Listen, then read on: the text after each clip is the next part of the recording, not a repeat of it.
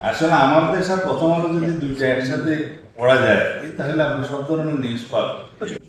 বিভিন্ন ষড়যন্ত্রের কারণে বাংলাদেশে 111 সেই 111 বেনিফিশিয়ারি কে? ফ্যাসিস্ট শেখ হাসিনা।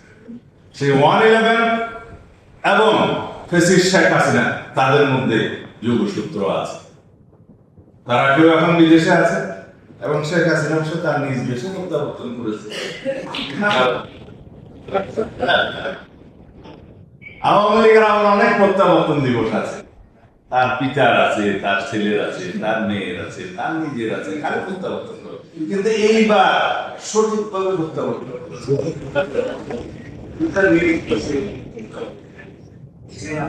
এখন ওখান থেকে কথা বলছে, আমি দুই একটা প্রতিযোগিতা আজকে বসে বসে দেখছিলাম, কালকে সময় পাইনি, আমি বিভিন্ন জায়গায় সব করেছিলাম।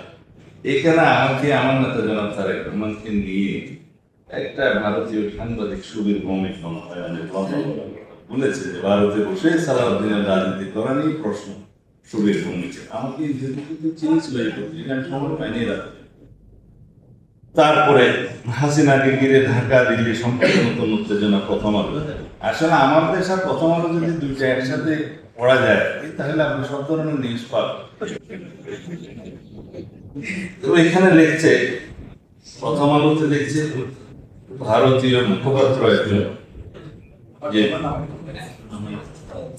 বাংলাদেশে ডিউলি কনস্টিটিউটেড গভর্নমেন্টের, লেজিটিমেট গভর্নমেন্টের বিরুদ্ধে যা কিছু শেখ হাসিনা একটা প্ল্যাটফর্ম মিটিং এ বলেছে সেটা ভারত সমর্থন করে। কিন্তু ভারতকে তাকে বারবার মিটিং করতে দিয়ে সমর্থন করে, তারপরে উনি যা বলেছে তার সাথে আমরা নাই। এভাবে কূটনৈতিক সম্পর্ক থাকে না। আমাদের পার্শ্ববর্তী দেশ, আমরা বাইলেটারাল রিলেশন রাখবো। আমাদের এই বাইলেটারাল রিলেশনশিপের মধ্যে ইন্টারডিপেন্ডেন্সি আছে এবং এই ইন্টারডিপেন্ডেন্সিকে আমরা শক্তি হিসেবে মনে করি। আমরা আপনাদের সাথে বন্ধুত্বপূর্ণ সম্পর্ক বজায় রাখতে চাই, তবে আমরা কখনো আওয়ামী লীগ হতে পারবো না।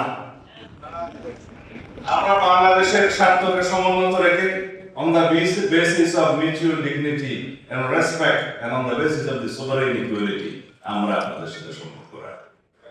তার মানে এই না আপনারা হাসিনা কার্ড খেলবেন আর বাংলাদেশের সাথে বন্ধুত্বপূর্ণ সম্পর্ক চাইবেন, দুটো বিপরীতমুখী। আশা করি ভারতীয় কর্তৃপক্ষ, ভারত সরকার বিষয়টি বুঝবেন। এখানে বলা হচ্ছে জনাব তারেক রহমান এবং সালাউদ্দিন সাহেব ভারতে বসে, তারেক রহমান লন্ডনে বসে যদি রাজনীতি করতে পারে, হাসিনার দোষ কি? হাসিনার দোষ আছে।